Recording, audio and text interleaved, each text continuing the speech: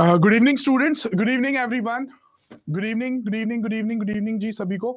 Students एक बार confirm कर दीजिए voice and the video. Voice check 1 2 3, voice check 1 2 3। उसके बाद स्टार्ट करते हैं जी सेशन। वेरी गुड इवनिंग जी everyone, all good all good all good. I hope कि आपका भी सब प्रिपरेशन बढ़िया चल रहा होगा जी।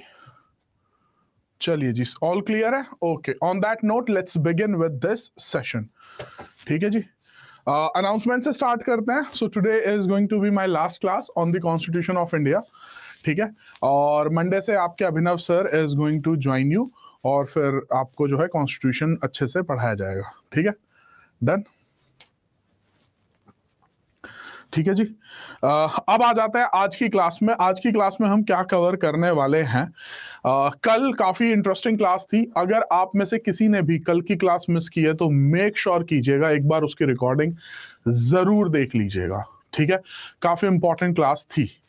उसी क्लास में जो हमने आर्टिकल 13 क्लॉज 4 की जो स्टोरी स्टार्ट की थी, उसी को आज के पहले तो कंप्लीट करेंगे। तो आर्टिकल 13 क्लॉज 4 का जो हमारा टॉपिक है उसे हम पहले कंप्लीट करेंगे, और उसके बाद फिर हम कवर अप करेंगे आर्टिकल 14।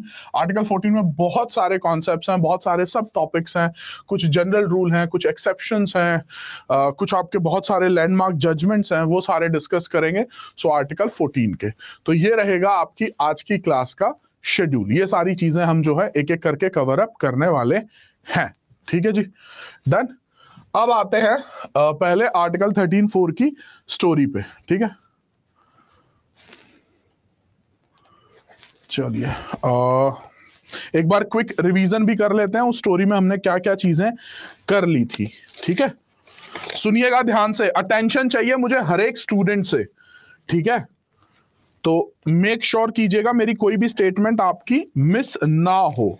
ठीक है, जो टॉपिक्स हम कर चुके हैं वो एक बार रिवाइज करा देता हूं मैं आपको 13(4) में, ताकि मैं स्टोरी वहीं से आगे कंटिन्यू कर सकूं। ठीक है, तो स्टोरी स्टार्ट की थी हमने हमारी फर्स्ट अमेंडमेंट से। ठीक है जी, जब आपकी पहली अमेंडमेंट आई, और जो पहली अमेंडमेंट आई थी उसमें क्या ऐड हुआ आपका आर्टिकल 31B, 31A 31B। ठीक है, और आपका शेड्यूल 9। ठीक है, ये मैं ऑलरेडी आपको बता चुका हूं, लेकिन मुझे एक बार स्टोरी को दोबारा से कंक्लूड करना है, तो बहुत ध्यान से सुनिएगा। अब ये क्या था, फंडामेंटल राइट्स के अगेंस्ट था। अब आर्टिकल 13 क्या वर्क करता है, teeth of the constitution of India, which means कि कोई भी लॉ फंडामेंटल राइट के अगेंस्ट नहीं जा सकता। अब कोई भी लॉ में क्या कॉन्स्टिट्यूशनल अमेंडमेंट आती है? क्योंकि अगर कोई भी लॉ में कॉन्स्टिट्यूशनल अमेंडमेंट भी आती है तो इसका मतलब कॉन्स्टिट्यूशनल अमेंडमेंट भी जो है आपके फंडामेंटल राइट्स के अगेंस्ट नहीं जा सकती। लेकिन अगर उस लॉ में कॉन्स्टिट्यूशनल अमेंडमेंट नहीं आती है तो तब जा सकती है। और यह सवाल पहली बार उठा हमारे लैंडमार्क जजमेंट में, किसमें? शंकरी प्रसाद में। और शंकरी प्रसाद में क्या कहा गया? शंकरी प्रसाद में साफ साफ शब्दों में कहा गया, law does not include constitutional amendment. मतलब पार्लियामेंट जो अमेंडमेंट लेकर आना चाहे वो लेकर आ सकता है। उसके बाद हम एक कदम और आगे बढ़े, और उसके बाद हम गए सीधे सीधे 17th अमेंडमेंट पे। 17th अमेंडमेंट में क्या हुआ, हमने 31A में और भी ज्यादा प्रोविजंस ऐड कर दिए, और भी ज्यादा एंट्रीज कर दी 9th शेड्यूल में। और यही सवाल दोबारा से सज्जन सिंह में दोबारा से हमारे सामने आके खड़ा हुआ कि भाई बताइए कि क्या जो लॉ है उसके अंदर कॉन्स्टिट्यूशनल अमेंडमेंट आती है आर्टिकल 13 में या नहीं आती है। और सज्जन सिंह में भी वही बात कही गई जो आपकी शंकरी प्रसाद में कही गई थी। स्टोरी को और आगे बढ़ाते हैं।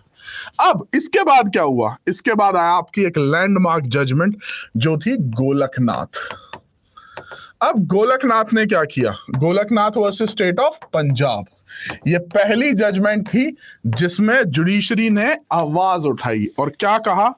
ओवर रूल्ड कर दिया इन डिसीजंस को, शंकरी प्रसाद को और सज्जन सिंह को ओवर रूल्ड कर दिया। और ओवर रूल्ड करने के बाद क्या कहा? पार्लियामेंट फंडामेंटल राइट्स को जो है अमेंड नहीं कर सकती है, और जो वर्ड लॉ है उसके अंदर आर्टिकल 13(2) में कॉन्स्टिट्यूशनल अमेंडमेंट आती है। अब यहां से आपकी अभी तक तो क्या चल रहा था, सज्जन सिंह तक तो वही चल रहा था जो पार्लियामेंट कर रही थी, सब ठीक है, जुडिशरी जो कर रही है सब ठीक है। यहां से गोलकनाथ से टसल स्टार्ट हुआ। कौन सा टसल? मैं ठीक या तुम ठीक, ये वाली टसल स्टार्ट हुई। ठीक है, अब गोलकनाथ आते ही अब आपकी अमेंडमेंट आई। अब कौन सी अमेंडमेंट आई गोलकनाथ के बाद? 24th amendment. अब इस 24th अमेंडमेंट में क्या हुआ? 24th अमेंडमेंट में आपका 13(4) आया और 368(3) आया। ये 13(4) 24th अमेंडमेंट से ही आपका इंट्रोड्यूस हुआ था। ठीक है, डन। और इसमें क्या लिख दिया गया? इसमें कहा कि नथिंग, अब एक बार पढ़ ही लेते हैं। कल मैंने पढ़ा, आई थिंक मैंने आपको वैसे बोल दिया था, एक बार पढ़ भी लेते हैं। आर्टिकल 13 पे भी आ जाते हैं।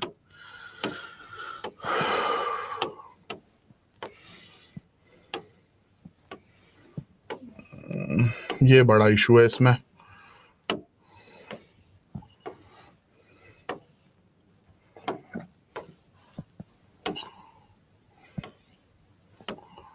पहुंच गए पहुंच गए पहुंच गए पहुंच गए पहुंच गए। ये देखिएगा क्या लिखा हुआ है यहाँ पे, साफ साफ शब्दों में लिखा इन्होंने। यहाँ पर देखिएगा फुटनोट्स भी है, जिससे आपको पता लगता है कि ये अमेंडमेंट थी, जिसमें क्या लिखा गया? नथिंग इन दिस आर्टिकल, इस आर्टिकल के अंदर जो भी चीजें लिखी हुई हैं वो अप्लाई नहीं होंगी। किस पर अप्लाई नहीं होंगी? Amendment of the constitution made under article 368। मतलब आर्टिकल 368 क्यों लिखा? क्योंकि आपको कॉन्स्टिट्यूशन में कोई भी अमेंडमेंट जो कि लेकर आनी है, वो कॉन्स्टिट्यूशनल अमेंडमेंट किसके अकॉर्डिंग आएगी? As per to article 368। 368 आपको बताता है कॉन्स्टिट्यूशन में आपको अमेंडमेंट लेकर आनी है तो कैसे लेकर आनी है। तो अब कंक्लूजन क्या निकल के आ रहा है इस अमेंडमेंट का? कि भाई हम जो चाहें वो अमेंड कर सकते हैं और हमें आप नहीं रोक सकते।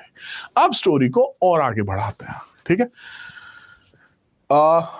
स्टूडेंट्स जिन्होंने अभी अभी ज्वाइन किया है क्लास, उनको मैं बता दूं अभी मैं ये रिवीजन ही करा रहा हूं जो मैंने कल की क्लास में कराया था। अभी नए टॉपिक पे मैं नहीं आया हूं। ठीक है, चलिए जी, अब आ जाइए वापस से।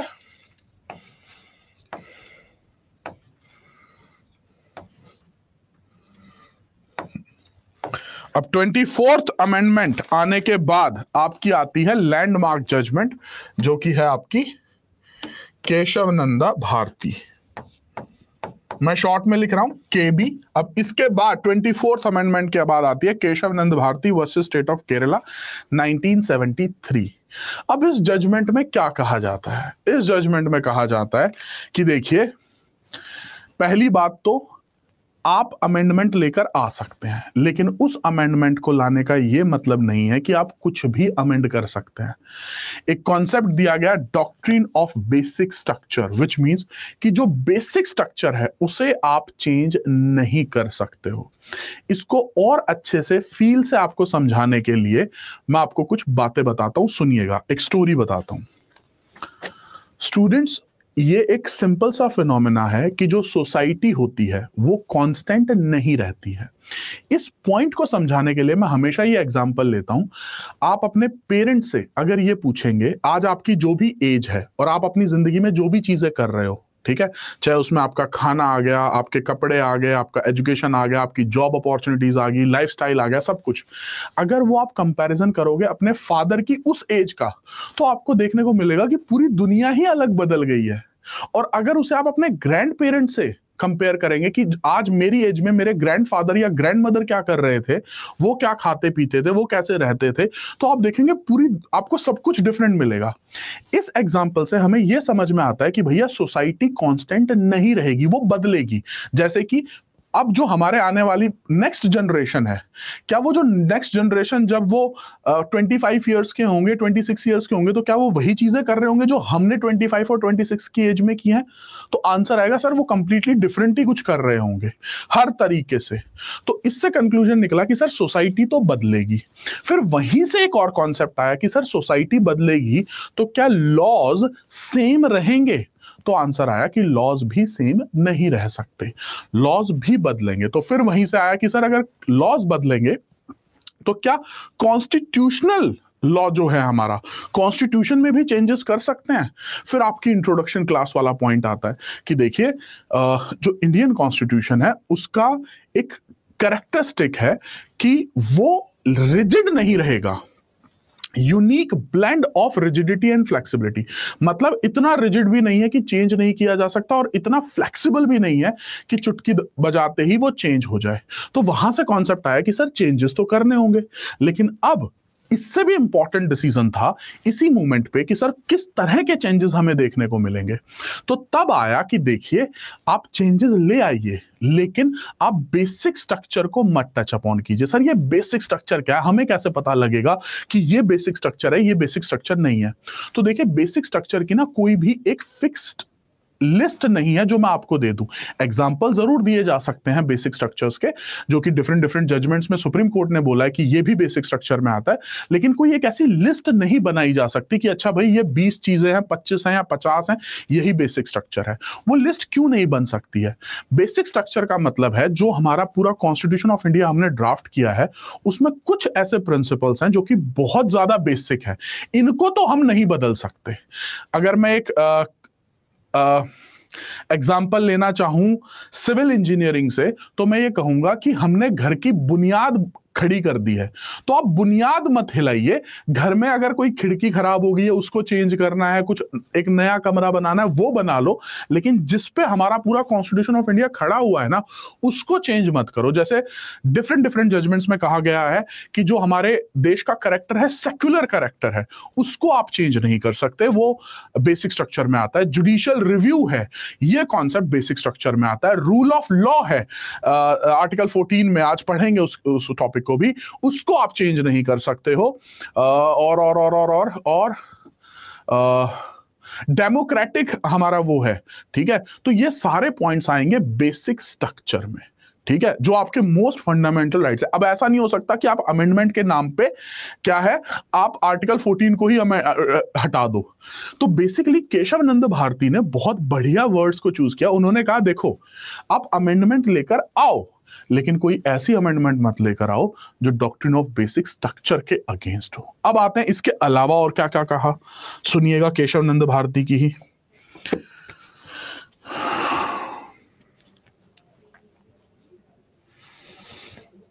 31C, ठीक है, उसमें एक पॉइंट था जिसमें इन्होंने आर्टिकल 31C में एक अमेंडमेंट की कि हम जो अमेंडमेंट लेकर आएंगे ना उसका जुडिशियल रिव्यू भी नहीं हो सकता। तो उस पॉइंट पे केशव नंद भारती में कहा गया ये अनकॉन्स्टिट्यूशनल है, this is completely unacceptable in a sense कि आप कल को अगर कोई अमेंडमेंट लेकर आते हो तो उस अमेंडमेंट पे जुडिशियल रिव्यू रखा जा सकता है। अगर जुडिशियल रिव्यू जुडिशरी को लगेगा कि ये गलत है तो वो अनकॉन्स्टिट्यूशनल उसे करेगी। ऐसा नहीं हो सकता कि आप अपने आप को ही ये कह दो कि हम तो जो अमेंडमेंट लाना चाहे ला ही सकते हैं, उस पर जुडिशियल रिव्यू भी नहीं हो सकता। अब सोचो अगर कोई ऐसी अमेंडमेंट आई जो पार्लियामेंट लेकर आना चाहता है और उस पर जुडिशियल रिव्यू भी नहीं हो सकता, तो इसका मतलब आपने तो बिल्कुल एब्सोल्यूट पावर दे दी पार्लियामेंट को, वो जो चाहे वो कर ले। तो वो हम आपको नहीं करने देंगे। जुडिशियल रिव्यू बेसिक स्ट्रक्चर का पार्ट है और इस वजह से हम आपको ये कह रहे हैं कि ये आपका अनकॉन्स्टिट्यूशनल है, ठीक है। मतलब बहुत हद तक मैं आपको कहूंगा जब आप केशव नंद भारती पढ़ते हो ना तो ये लगता है कि इससे पहले क्या हो रहा था, शंकरी प्रसाद और सज्जन सिंह में तो वो बिल्कुल ही ये थे कि भाई पार्लियामेंट जो कर रही है वो ठीक कर रही है। एक तरीके से अगर लेमन लैंग्वेज में कहा जाए तो शंकरी प्रसाद और सज्जन सिंह में तो जुडिशरी ने हाथ उठाए हुए थे।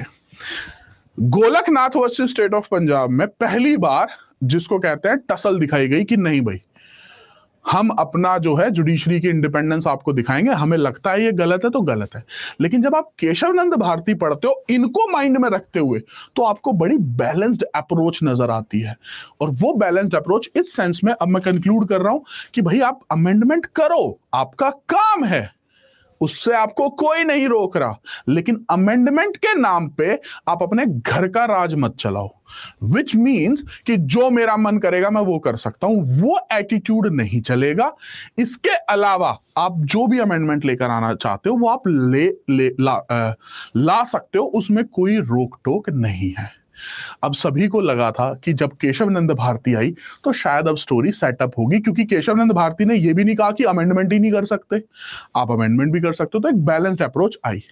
सबको लगा कि स्टोरी यहां पर खत्म हो गई। ये मैं अब यहां तक का मैं आपको ऑलरेडी कल करा चुका था, अब यहां से आगे की स्टोरी स्टार्ट हो रही है। अब और कोई भी अभी कमेंट्स में कुछ भी क्वेश्चन ना लिखे, मैं नहीं देख रहा हूं, let me complete my story, उसके बाद आराम से सवाल पूछिएगा, ठीक है। फोकस। अब सबको लगा था कि भाई स्टोरी खत्म होगी, सब कुछ सही से सेटल हो गया, और ऑलमोस्ट जितने भी जूरीज थे, एडवोकेट्स थे या जजेस थे, सबको लगा कि अब ये ठीक हुआ है। टू सम एक्सटेंट जो आपकी पार्लियामेंट है वो भी कन्विंस हो गई थी कि हाँ ठीक ही जजमेंट है, लेकिन शायद अभी और भी स्टोरी बाकी थी, अभी और भी टसल बाकी था। और अब ये टसल, इसके आगे का जो टसल हुआ वो किस तरीके से है, अब स्टोरी को आगे बढ़ाते हैं।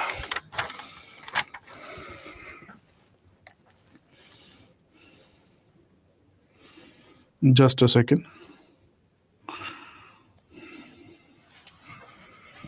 मेरे पास यहां पे स्पेस नहीं है तो नंबर भी दे देते हैं इसको, 1 2 3 4 5। पहले आपके 5 पॉइंटर्स चले और 6th पॉइंटर आया आपका केशवनंद भारती के बाद एक और जजमेंट। ये जजमेंट क्या था जी? राज नारायण, बहुत बड़े पॉलिटिशियन है, अगर पॉलिटिक्स में आपका इंटरेस्ट है तो आपने सुना होगा इनके बारे में। स्टेट ऑफ यूपी, ठीक है जी। इलाहाबाद हाईकोर्ट का ये केस था, स्टोरी सुनिएगा बहुत ध्यान से। इलाहाबाद हाईकोर्ट का ये केस था और इस केस में राज नारायण जी ने आवाज उठाई, बहुत बड़े नेता थे, और इन्होंने आवाज उठाई कि इंदिरा गांधी जी ने जो इलेक्शंस लड़े हैं उसमें कुछ मैल प्रैक्टिसेस की हैं, जैसे कि इलेक्शन को जीतने के लिए कुछ ऐसी चीजें की गई हैं जो कि नहीं करनी चाहिए, ठीक है। जैसे मान लो किसी का वोट चेंज कर देना एंड सो ऑन, मतलब मैल प्रैक्टिसेस हम उसको टर्म देंगे, वो की गई हैं, तो ये एलिगेशंस लगाई गई। अब केस चला इलाहाबाद हाईकोर्ट में, इलाहाबाद हाईकोर्ट ने कन्विक्ट कर दिया इंदिरा गांधी जी को और कहा कि हाँ, जो सबूत हमारे सामने आए हैं उसमें ये पाया गया है कि इन्होंने जो है धांधलेबाजी इलेक्शंस में की है ताकि वो जो है इलेक्शंस जीत सके। अब आप 2 सेकंड के लिए अगर इस बात को सोचो कि एक हाई कोर्ट जज प्राइम मिनिस्टर के अगेंस्ट जा रहा है कि इन्होंने की है, तो ये अपने आप में एक बहुत बड़ा स्टैंड हो जाता है, जो कि इंडिपेंडेंस ऑफ जुडिशरी इंडिया में उसका भी एक एग्जांपल यहां पे शो होता है। और हाँ, जितनी आसानी से मैंने आपको ये लाइन पढ़ के बता दी, ऑब्वियसली उतना आसान ये जजमेंट देना रहा नहीं होगा, क्योंकि भाई है तो इंसान ही ना। एक प्रेशर, मतलब प्रेशर इन द सेंस, इस प्रेशर इस तरीके से नहीं आता है कि कोई आपके सर पे बंदूक लेकर खड़ा है, प्रेशर आप खुद लेते हो अपने ऊपर कि भैया अगर ये कल को जजमेंट आई तो ये तो देश का मुद्दा बन जाएगा, टॉक ऑफ द, मतलब हर कोई इस बारे में बात कर रहा होगा कि कन्विक्ट आप कर रहे हो तो इसका मतलब सबूत है, ऐसे ठोस सबूत है कि जो है मैल प्रैक्टिसेस की गई हैं। अब इन्होंने जब कन्विक्ट कर दिया तो अगर इलाहाबाद हाईकोर्ट कन्विक्ट करती है तो अपील कहां जाती है? सुप्रीम कोर्ट में। तो उन्होंने कहा, इंदिरा गांधी जी ने, कोई बात नहीं, हमने कुछ गलत नहीं किया, हम सुप्रीम कोर्ट जाएंगे। अब सुप्रीम कोर्ट में भी ऐसा तो है नहीं आज आप गए और आज ही फैसला आ जाएगा, that will also take time. अब आपकी अपील पेंडिंग में है इन द सुप्रीम कोर्ट, लेकिन जब अपील पेंडिंग में है, सरकार तो आपकी है। अब यहां पर एक कॉन्स्टिट्यूशनल अमेंडमेंट आई, और अमेंडमेंट सुनिएगा क्या अमेंडमेंट थी।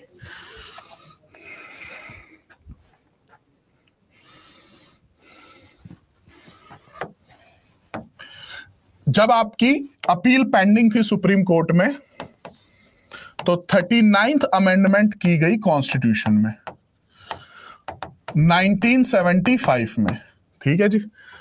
और 329A आर्टिकल ऐड किया गया। इस आर्टिकल से पता है क्या किया गया? इस आर्टिकल में लिखा गया कि सुप्रीम कोर्ट के पास कोई पावर ही नहीं है कि वो इलेक्टोरल डिस्प्यूट्स में, ठीक है, president, vice president, prime minister या स्पीकर ऑफ लोकसभा को ट्राई कर सके। देखिएगा अब यहां पे हो क्या रहा है। 39th अमेंडमेंट आई 329A में, और इसमें लिखा गया, एक लिस्ट है पूरी। वैसे इतना तो आप भी स्मार्ट हैं, इतना तो आप भी समझेंगे कि सर वो लिस्ट तो इसलिए दी गई है ताकि डायरेक्ट आप प्राइम मिनिस्टर को बचाना चाहते हो, तो आपने ये बोल दिया कि सुप्रीम कोर्ट के पास जुरिडिक्शन ही नहीं है। अगर कोई इलेक्टोरल डिस्प्यूट्स होते हैं तो सुप्रीम कोर्ट तो ट्राई ही नहीं कर सकता, क्योंकि ये तो अपने घर का है ना, सरकार तो अपनी है, अमेंडमेंट लेकर आ ही सकते हैं हम, तो अमेंडमेंट ला देते हैं। ये अमेंडमेंट ला दी गई। अब अगर कोई समझदार इंसान है, ध्यान से सुनिएगा, अगर आपको इलाहाबाद हाई कोर्ट ने कन्विक्ट किया है, जो कि ऑब्वियसली एक बहुत बड़ी चीज है, सुप्रीम कोर्ट में आपकी जो है अपील पेंडिंग है, और आप ये अमेंडमेंट लेकर आ रहे हो, तो मुझे ऐसा लगता है अगर ये तीनों काम, अगर आपने उस ट्रायल का कोई एविडेंस भी नहीं देखा है, अगर ये तीनों काम कोई एक साथ स्टूडेंट पढ़ता है, तो अब मुझे बताइए कि आप श्योर शॉट ये कंफर्म हो गए अपने माइंड में कि इसका मतलब मैल प्रैक्टिसेस तो हुई थी? क्योंकि अगर नहीं हुई होती तो इस तरह की अमेंडमेंट्स लाने का मतलब क्या है? ये तो बहुत बेसिक हो गया ना कि भाई अब तो आप, मतलब आपने जो गलती की वो तो की, उसके ऊपर आप वो कहते हैं ना, एक झूठ बोलने के लिए 100 झूठ बोलने पड़ते हैं। तो एक तो गलत काम आप कर ही चुके हो ऑलरेडी, अब उसको बचाने के लिए और गलत काम कर रहे हो। और एक चीज और, हिस्ट्री में सारी चीजें रिकॉर्ड होती हैं। अब सोचो ये हुआ तब था, डिस्कशन हम आज कर रहे हैं। आज हर एक, मतलब स्टूडेंट भी ये कहता है सर ऐसा नहीं करना चाहिए था, उनके सलाहकार भी होंगे, उन्होंने भी तो रोका होगा ना। बट वो कहते हैं जब पावर का नशा आता है ना, तो फिर सही गलत बहुत दूर हो जाते हो आप उससे। ठीक है, वो एक गलती से बचने के लिए करते जाओ। अभी तो इसी के बाद आपकी इमरजेंसी भी जो आई थी ना, that was because of this. उसका पूरा डायरेक्ट कनेक्शन है इन जजमेंट से। अब ऑब्वियसली बात है कि जब ऐसी अमेंडमेंट आएगी तो जुडिशरी चुप रहेगी, तो सुप्रीम कोर्ट में तो फिर सवाल उठेगा ना, भैया कॉन्स्टिट्यूशनल कर रहे हो आप, ये सही है कि मतलब आपका अब जो वो था राइट टू इक्वालिटी और ये फंडामेंटल राइट, इसका मतलब कोई मतलब नहीं है, इसका मतलब you are above the law. Article 14 कहता है rule of law. Sandeep Khatri ने गलती की है या किसी और ने गलती की है, सबको सजा मिलेगी, लेकिन आप तो कह रहे हो आपका तो कुछ हो ही नहीं सकता। तो ये तो सीधा सीधा फंडामेंटल राइट्स का वोलेशन है। तो अब सुप्रीम कोर्ट ने क्या कहा, अब आगे की स्टोरी सुनो। नेक्स्ट जो आपकी जजमेंट आई इसमें 1975 में ही, इंदिरा गांधी वर्सेस राज नारायण, 1975। और ये जजमेंट इंपॉर्टेंट पता है क्यों है? क्योंकि this was the first time, पहली बार था इस जजमेंट में, जब हमने केशवानंद भारती में जो डॉक्ट्रिन ऑफ बेसिक स्ट्रक्चर बनाया था, वो आकर हमने इस जजमेंट में क्या किया, अप्लाई किया। ठीक है, और इन्होंने कहा कि जो आर्टिकल 329A है ना, तो फर्स्ट टाइम आपने doctrine of basic structure apply किया, और अप्लाई करने के बाद पता है क्या बताया कि ये जो अमेंडमेंट आप लेकर आए हो, ये लेकर नहीं आ सकते, this is something which is unconstitutional. ये गलत है, ये गलत है। आगे की स्टोरी सुनिए। अब स्टोरी यहां पर भी खत्म नहीं हो रही।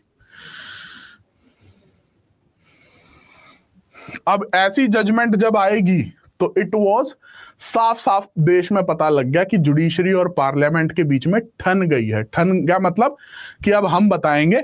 सुप्रीम कोर्ट ने साफ साफ कहा भाई ऐसे आपके घर का राज नहीं चलेगा। और अब चोट किसको लगनी थी? सरकार को। अब सरकार लेकर आई 42nd अमेंडमेंट, जिसको मिनी कॉन्स्टिट्यूशन भी कहा जाता है। और अब उसकी वर्डिंग्स देखिएगा, उसमें लिखा क्या क्या गया। आगे स्टोरी को बढ़ाते हैं, सीधे आ गए हम 42nd अमेंडमेंट पे। अब इसकी वर्डिंग्स देखिएगा, जिससे कि इन्होंने कहा कि अब सुप्रीम कोर्ट को तो हम साइड में ही कर देंगे पूरा। कैसे? इन्होंने 368(4) और 368 क्लॉज 5 ऐड किए। जिसमें इन्होंने कहा हमारे पास है अनलिमिटेड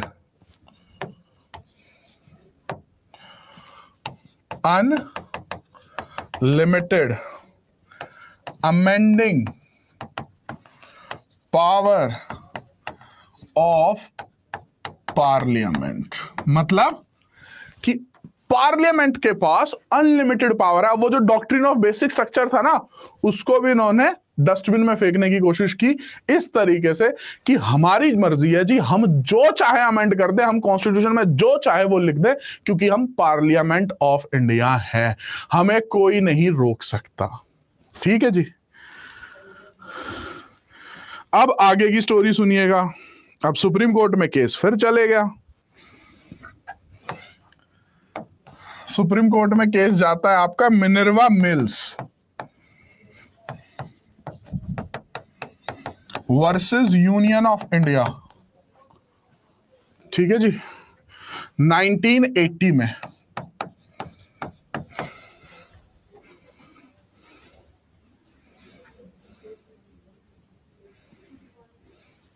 और मिनर्वा मिल्स में सुप्रीम कोर्ट पता है क्या कहती है? भाई ये अनलिमिटेड का मतलब क्या होता है? एक तरीके से अगर मैं लेमन भाषा में कहूं तो बाहुबली ना, मतलब आपसे ऊपर तो कोई कुछ है ही नहीं, और जो आपने कह दिया वही ठीक है। तो सुप्रीम कोर्ट ने मिनर्वा मिल्स में साफ साफ कहा कि ये जो अनलिमिटेड है ना, ये तो हम आपके पास नहीं रहने देंगे। और ये जो आपने अमेंडमेंट किया ना 364 है, और ये इसमें जो लिखा है हम तो कुछ भी अमेंड कर सकते हैं, ये आपका हो गया अनकॉन्स्टिट्यूशनल। अनकॉन्स्टिट्यूशनल का मतलब ये हो गया आपका जीरो, इसकी कोई वैलिडिटी नहीं, आप नहीं कर सकते, आप नहीं कर सकते, नहीं कर सकते। आपको एक बार समझा चुके हैं कि डॉक्ट्रिन ऑफ बेसिक स्ट्रक्चर है, आप अमेंडमेंट कर सकते हैं, लेकिन अनलिमिटेड पावर आपकी नहीं है, नहीं है, नहीं है। That was your Minerva mills. आगे की स्टोरी सुनिएगा।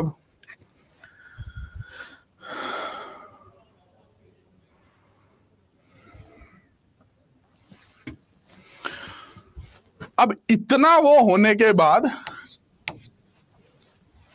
The parliament backout.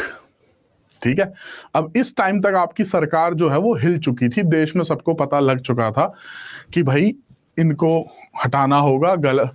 तो अब अगर आप थोड़ा पॉलिटिकल हिस्ट्री में जाएंगे ना, तो दैट वाज द टाइम कि पहली बार देश के लोगों को लगा कि भाई हमारे को दूसरे ऑप्शंस भी एक्सप्लोर करने होंगे, क्योंकि अभी तक तो कांग्रेस ही आती जा रही थी। So at this point of time, क्योंकि अब ये चीजें जब आपको पता लग रही तो उस टाइम भी देश के लोगों को पता थी। हाँ, इतना ज्यादा वो नहीं था, जैसे अगर मैं बात करें इतनी ज्यादा जो लोग थे वो ज्यादा लिटरेट नहीं थे, लेकिन मोटा मोटी बात तो समझ में आ ही रही थी सबको कि भाई मतलब जो है, जो इनके मन में आ रहा है वो ये कर रहे हैं, तो मोटा मोटी बात सबको पता ही थी। तो दैट वाज द टाइम जिस टाइम पे आपके, अगर आप पॉलिटिकल हिस्ट्री में भी जाओगे तो पहली बार जब कांग्रेस हटी तो उनके रीजंस ये थे सारे के सारे। अब एक और जजमेंट आई और देखते हैं उस जजमेंट में क्या हुआ।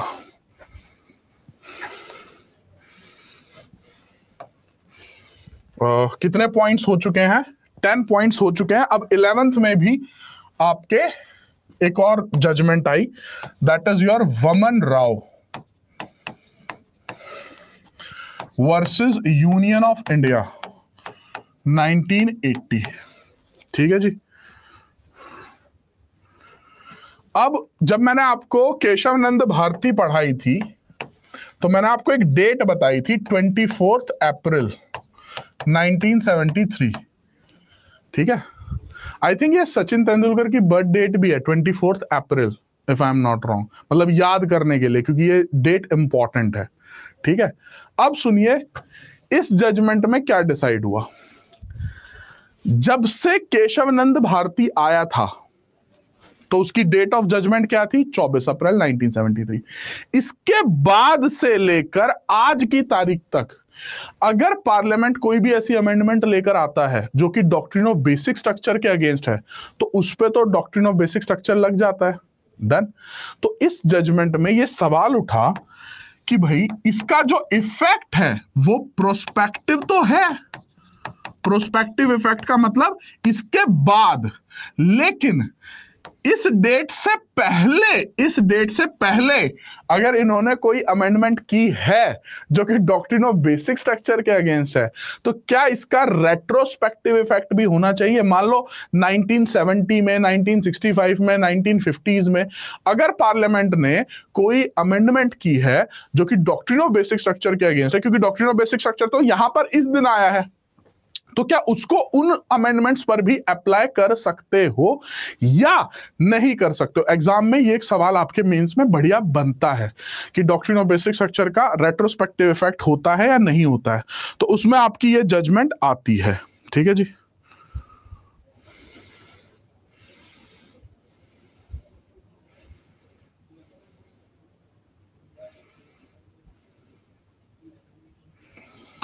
जिसमें कहा गया कि इसका इफेक्ट सिर्फ और सिर्फ प्रोस्पेक्टिवली ही होगा, रेट्रोस्पेक्टिव इसका जो है इफेक्ट नहीं होगा।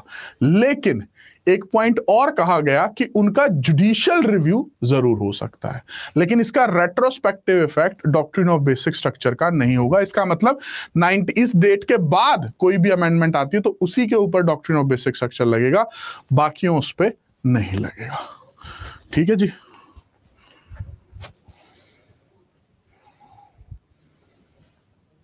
बताइए, दैट्स इट।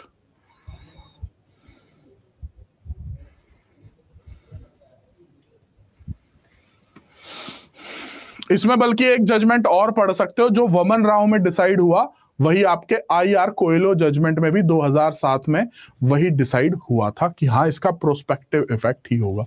तो इसी जजमेंट के साथ अगर एक और जजमेंट पढ़नी हो जो कि 2007 में आई थी सुप्रीम कोर्ट की, जिसमें उन्होंने सेम व्यू वमन राव वाला ही रखा। अब मुझे बताइए आपको कुछ भी है जो समझ में नहीं आया है? Now we are done with article 13। तो पहले आपके सवाल लेते हैं, फिर नेक्स्ट टॉपिक स्टार्ट करेंगे। फातिमा कह रही है इस लड़ाई में मजा आ रहा है।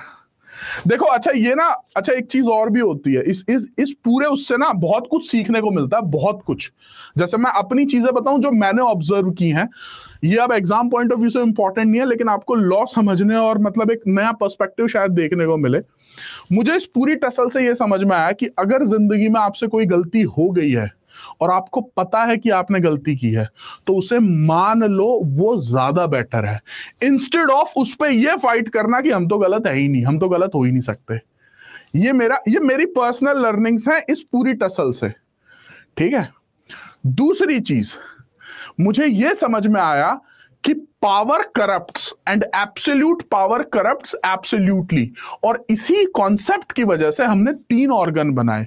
अब मुझे इस पूरी टसल के बाद समझ में आया कि हमने पूरे कॉन्स्टिट्यूशन ऑफ इंडिया को क्यों इस तरीके से ड्राफ्ट किया कि भैया लेजिस्लेचर अलग है, एग्जीक्यूटिव अलग है, जुडिशरी अलग है। पहले क्या होता था, जब राजा महाराजाओं का टाइम था तो क्या होता था, एक राजा होता था, वो कानून बनाता था, वही इंप्लीमेंट करता था और वही सजा सुनाता था अगर कोई कानून तोड़ रहा है तो। इसका मतलब अगर एक ही के पास सारी पावर है और वो राजा गलत है, तो भाई तुम्हें बचाने वाला तो फिर ऊपर वाला ही है, भगवान के आगे ही हाथ जोड़ लो, उसने बचा लिए तो बचा लिए। लेकिन हमने कॉन्स्टिट्यूशन ऐसे रखा, जुडिशरी अलग। अगर ये जुडिशरी एक सेपरेट एंटिटी ना होती, एक अलग ऑर्गन ना होता, इंडिपेंडेंस ऑफ जुडिशरी ना होती, तो फिर सोच लो क्या ही हो रहा होता। किसने रोका? यहां पे जुडिशरी ने रोका ना। इसीलिए आपका कहा भी जाता है, एग्जाम में क्वेश्चन आता है, who is the guardian of constitution of India? कौन है guardian of the constitution of India? तो आंसर आता है the supreme court is the guardian. ठीक है, चलिए जी नेक्स्ट टॉपिक पे आ जाए।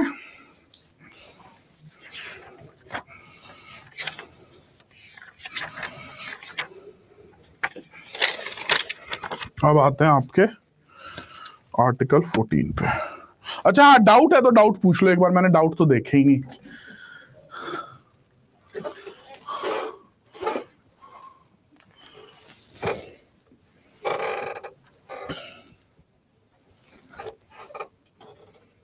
वाई केस में बोला रेट्रोस्पेक्टिव नहीं है, कुछ रीजन होगा ना? देखिए रेट्रोस्पेक्टिव होने से, अब मैं आपको एक बात बताता हूं, रीजन सुनिएगा जून। रेट्रोस्पेक्टिव में ना आपका मेजरली अमेंडमेंट कौन सा आ रहा था, राइट टू प्रॉपर्टी का। उसका रीजन भी मैं आपको बता देता हूं, सुन लीजिए, ये भी इंपॉर्टेंट है। अगर आप राइट टू प्रॉपर्टी को देखोगे कि ये फंडामेंटल राइट है, तो आप कोई भी काम नहीं कर पाओगे। ठीक है, बहुत सिंपल सी इकोनॉमिक्स के बारे में आपको बताता हूं। कोई भी देश डेवलप कब होता है, उसका सबसे बेसिक स्ट्रक्चर है कि वहां पे ट्रांसपोर्ट होना चाहिए। जैसे आपने देखा होगा, जिस जिस गांव में सड़क बन गई है उसकी डेवलपमेंट अलग लेवल पे स्टार्ट हो जाती है, क्योंकि वहां पे लोग जा सकते हैं, वहां के लोग बाहर आ सकते हैं। अब मुझे बताइए, अगर राइट टू प्रॉपर्टी हमारा फंडामेंटल राइट होगा, अब संदीप खत्री का कोई एक प्लॉट है, वहां से हाईवे निकालना है, तो संदीप खत्री ने कहा कि भाई हाईवे वहां से मत निकालो, आप ऐसा करो, देखिएगा इस एग्जांपल को, ये संदीप खत्री का प्लॉट है, ठीक है। अब एक प्लान पास हुआ कि यहां से इस तरीके से एक हाईवे बनना चाहिए। अब संदीप खत्री ने मना कर दिया अपना प्रॉपर्टी देने से, तो क्या ये हाईवे यहां से घूमेगा फिर, या फिर ये हाईवे यहां से घूमेगा? और ये तो एक इंडिविजुअल है, क्या एक ही बंदे की प्रॉपर्टी चाहिए, पता नहीं कितनों की प्रॉपर्टी आ रही होगी, तो फिर आप काम कैसे चलाओगे? तो राइट टू प्रॉपर्टी जब आप मैच्योर तरीके से समझदारी से सोचोगे तो आपको पता लगेगा सर ये पॉसिबल नहीं हो पाएगा कि हम इसको फंडामेंटल राइट रखें। ठीक है, क्योंकि मेजर कंसर्न यहां पर यही था कि भाई अगर रेट्रोस्पेक्टिव इफेक्ट करवा देंगे तो राइट टू प्रॉपर्टी को भी चैलेंज करवा लेंगे। बट ये मुझे लगता है एक सही स्टेप था। ठीक है, आज आपके देश में जितनी भी वो हो रही है डेवलपमेंट, उसमें अगर राइट टू प्रॉपर्टी बना के बैठ जाओगे तो फिर तो कुछ भी चीजें नहीं चल पाएंगी। ठीक है, देखो अब कुछ स्टूडेंट्स लिख रहे हैं सर जुडिशरी से ऊपर कुछ नहीं है। अब ये तो मैं तो क्या कहूं, बट हाँ देखो देखो, अगर कोई पंगा हो भी गया तो कहां जाओगे? अब जुडिशरी से ही पंगा ले लिया तो भी जाना तो जुडिशरी में ही पड़ेगा।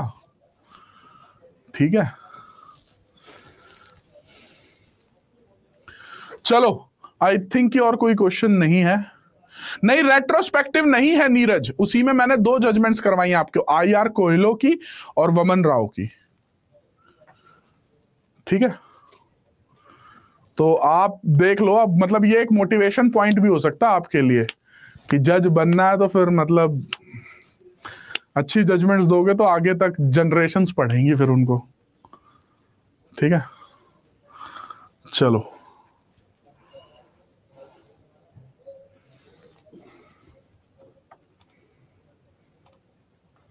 ऐसी ही टसल ना, जैसी टसल मैंने ये स्टोरी सुनाई है, ऐसी ही एक और सिमिलर स्टोरी है, दैट इज ऑफ वो शाहबानो वाली।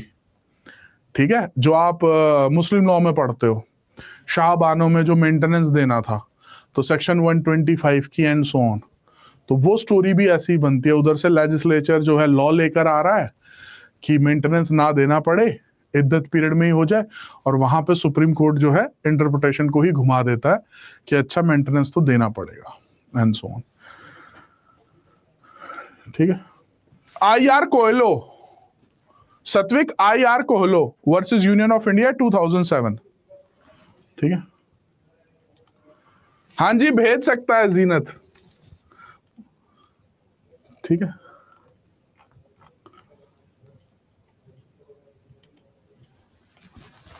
वमन राव लिख ही दूं मैं, रुको मैं लिख ही देता हूं, वमन राव वाला ये लिखा हुआ है ना, IR कोयलो भी लिख देता हूं मैं, just give me a second. 12 points में कवर हो गया आपका पूरा topic, IR Coelho 2007 versus union of India ही होगा, ये चेक कर लेना एक बार, IR कोयलो केस 2007। ठीक है, चलो जी, अब नेक्स्ट टॉपिक स्टार्ट कर लेते हैं, उसके बाद क्वेश्चंस ले लेंगे। ठीक है, okay, versus state of Tamil Nadu है, ये वर्सेस स्टेट ऑफ तमिलनाडु है।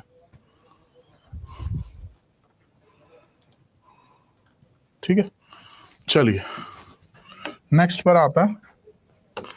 पहले आर्टिकल 14 की लैंग्वेज पढ़ते हैं, फिर उसके कॉन्सेप्ट्स में जाएंगे।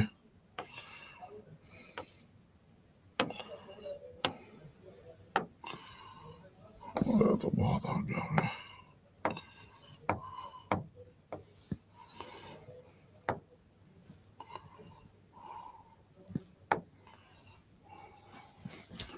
ये देखिएगा,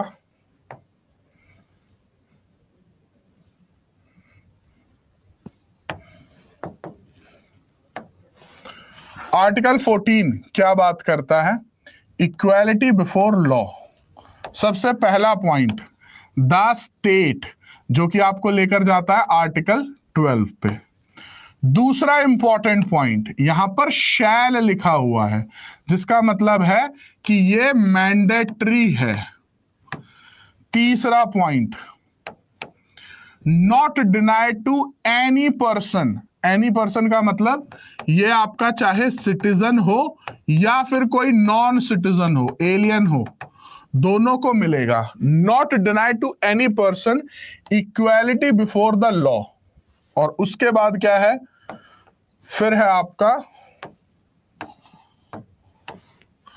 और उसके बाद है the equal protection of laws within the territory of India. तो यहां पे दो पॉइंट्स हैं जिनको हमें डिटेल में पढ़ना है कि सर ये not denied to any person, equality before law का क्या कॉन्सेप्ट है, और क्योंकि और के बाद है the equal protection of the laws, इसका क्या कॉन्सेप्ट है। तो इन दोनों कॉन्सेप्ट्स को पढ़ते हैं, इन दोनों में डिफरेंस क्या है, इन दोनों के मीनिंग्स क्या है, इन दोनों के एग्जांपल्स क्या है, वो सारा कुछ पढ़ेंगे one by one.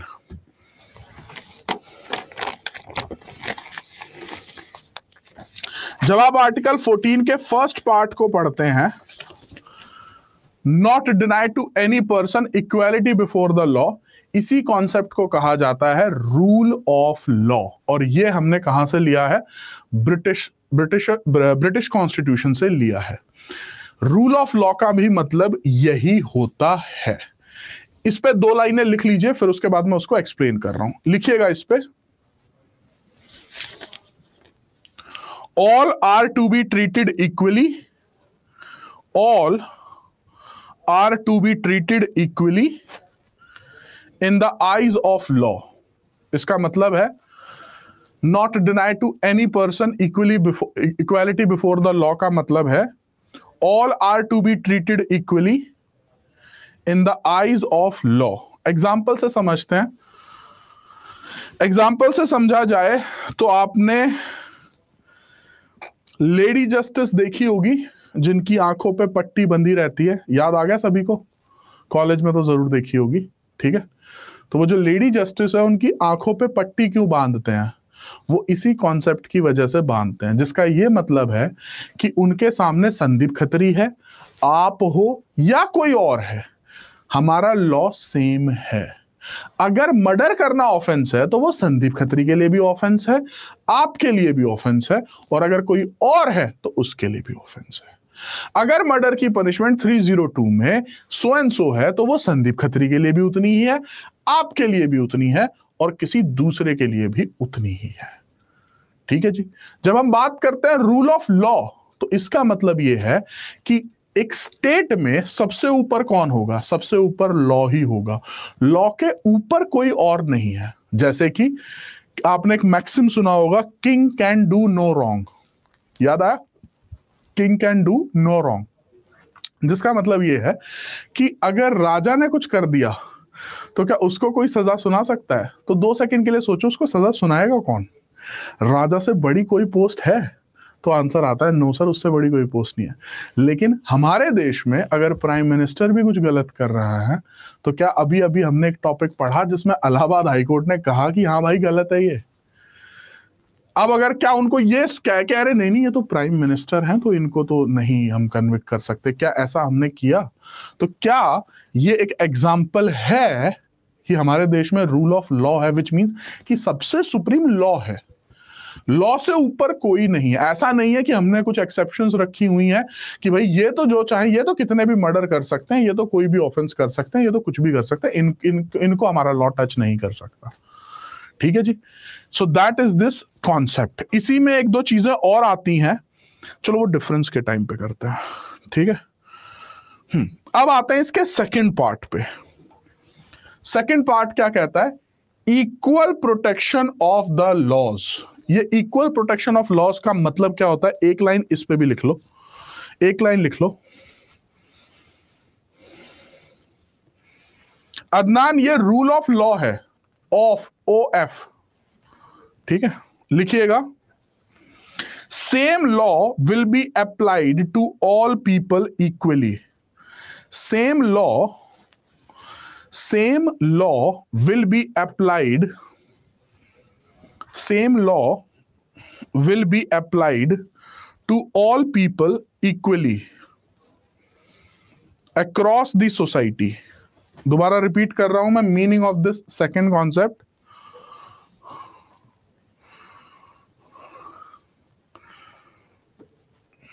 Meaning of this second concept, same law will be applied to all people equally across the society.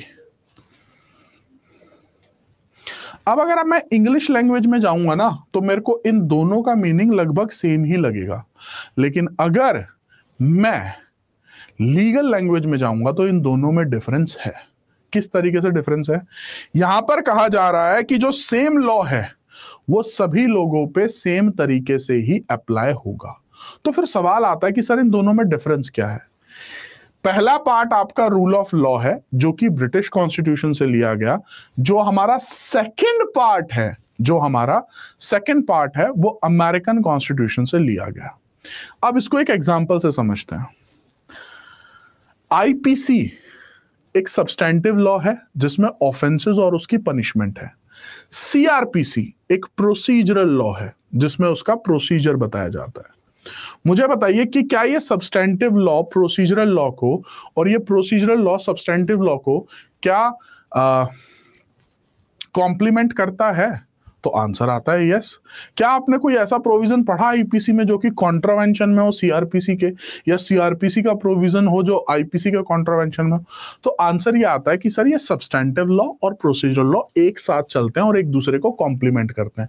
इन दोनों को मिलाकर ही हमें जस्टिस मिलता है। तो उसी तरीके से आर्टिकल 14 का जो कहना है इक्वालिटी का कहना है। क्या कहना है आर्टिकल 14 का? इक्वालिटी। और इक्वालिटी कैसे होगी? जो पहला पार्ट है वो आपका सब्सटेंटिव अप्रोच है, ठीक है जी, जो कि आपको ये राइट दे रहा है, दिस वन इज सब्सटेंटिव। और जो सेकंड पार्ट है ये आपका प्रोसीजरल अप्रोच है। आप इसी या तो आप इसको इस तरीके से भी देख सकते हो कि ये सब्सटेंटिव है, ये सब्सटेंटिव है और ये प्रोसीजरल है। इसके अलावा आप इसको इस तरीके से भी देख सकते हो कि ये नेगेटिव अप्रोच पे काम कर रहा है और ये पॉजिटिव अप्रोच पे काम कर रहा है। Not denied to any person equality before the law, ठीक है जी। और यहां पर आपको पॉजिटिव अप्रोच देखने को मिलेगी। तो ये तीन मेजर डिफरेंसेस आपको यहां पे देखने को मिलते हैं। एक तो पॉजिटिव और नेगेटिव की अप्रोच, दूसरा सब्सटेंटिव और प्रोसीजरल लॉ, और तीसरा कहां से हमने इन कॉन्सेप्ट्स को लिया है, एक ब्रिटिश से और एक अमेरिकन से। That is your article 14। अब इस कॉन्सेप्ट को एक कदम और आगे बढ़ाते हैं।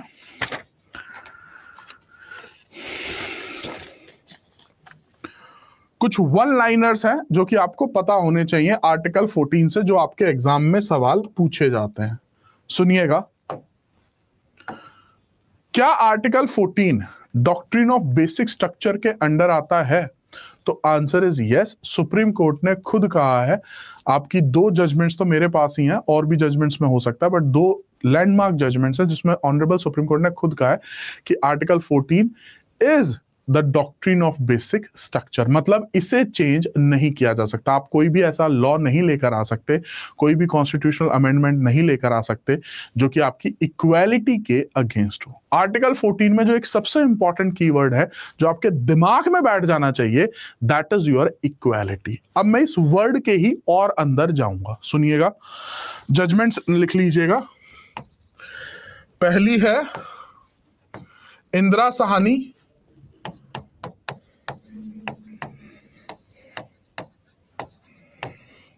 Versus union of India 2000 supreme court, और दूसरी है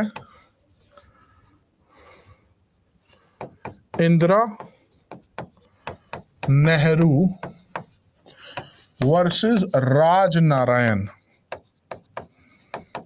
1975 सुप्रीम कोर्ट। अब इंदिरा साहनी भी अपने आप में लैंडमार्क जजमेंट्स में, और भी बहुत सारी चीजें इसमें हुई थी, लेकिन मैं स्पेशली आपको ये कराना चाहता हूं क्योंकि ये मैंने आपको अभी अभी पढ़ाई भी है। ये वो राज नारायण वाली 1975 वाली सुप्रीम कोर्ट वाली वही जजमेंट है जिसमें सुप्रीम कोर्ट ने कहा कि जो आप अमेंडमेंट लेकर आए हो ना, जो वो आर्टिकल ऐड ऑन किया था जिसमें मैंने बताया था वो लिस्ट उन्होंने कि prime minister, president, vice president को नहीं किया जा सकता, तो यहां पर वो कह रहे हैं कि वो जो आप अमेंडमेंट लेकर आ रहे हो दैट इज अगेंस्ट आर्टिकल 14, और article 14 doctrine of basic structure में भी फॉल करता है, और यहां पर आर्टिकल 14 का वायलेशन हो रहा है। So that is your, these two judgments ने कहा। अब इनका कंक्लूजन आप क्या निकालेंगे कि जो आपका प्रिंसिपल ऑफ इक्वालिटी है ये क्या है, this is doctrine of basic structure. ठीक है जी।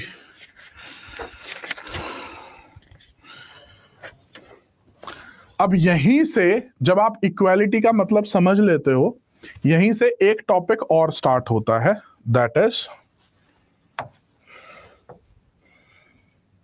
आपका एक्सेप्शन पार्ट।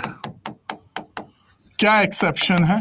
एक्सेप्शन में आपका पहला पॉइंट आता है कि आर्टिकल 14 आपको एब्सोल्यूट इक्वालिटी नहीं देता।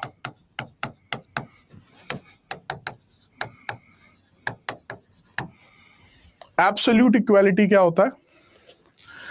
जब हमने फंडामेंटल राइट्स का इंट्रोडक्शन किया था, फंडामेंटल राइट्स का इंट्रोडक्शन याद आया, उसमें कैरेक्टरिस्टिक्स किए थे। ठीक है, एक बार देख लेना, अगर वहां पर ये पॉइंट ना हो तो ऐड ऑन भी कर लेना। Fundamental rights are not absolute. एक बार बताना मुझे, मैंने लिखवाया था या नहीं लिखवाया था ये पॉइंट कैरेक्टरिस्टिक्स में, क्योंकि मुझे याद नहीं आ रहा है। लिखा था ये हमने? नहीं लिखा था तो वहां पर ऐड ऑन कर लो, वहां पर ऐड ऑन कर लो। ठीक है, कैरेक्टरिस्टिक वहां पर जो आपको लिखवाए थे वहीं पर एक पॉइंट और ऐड कर लो, शायद 5 कैरेक्टरिस्टिक करवाए थे तो ये 6th ऐड ऑन कर ले। अदनान खान कह रहे हैं यस, कुछ कह रहे हैं नो। ठीक है, अब जो भी है लिखवाया था नहीं लिखवाया था, ठीक है, अब लिख लो वहां पे, वहां पर लिखना fundamental rights are not all fundamental rights are not absolute, they are subject to exceptions। मैं दोबारा बोल रहा हूं, वहां पे लाइन लिखनी है, fundamental rights are not absolute, they are subject to exceptions। Hindi में हम इसे क्या कहेंगे कि fundamental rights, अब absolute की हिंदी तो, absolute मतलब फंडामेंटल राइट्स एब्सोल्यूट नहीं होते हैं, उनकी कुछ एक्सेप्शंस होती हैं। ठीक है, जैसा आपने सुना होगा in law there are always exceptions. ऐसा नहीं हो सकता कि एब्सोल्यूट, एब्सोल्यूट का मतलब होता है जिसकी कोई एक्सेप्शन ना हो, और अगर आपकी एक्सेप्शन है तो आप एब्सोल्यूट नहीं है। इसका मतलब यह हुआ कि आर्टिकल 14 में जो गारंटी की गई है आपको इक्वालिटी, उसकी भी कुछ एक्सेप्शंस हैं। अब वो एक्सेप्शंस क्या है उसके बारे में अब हम बात करेंगे यहां पे। देन अब सुनिएगा, ये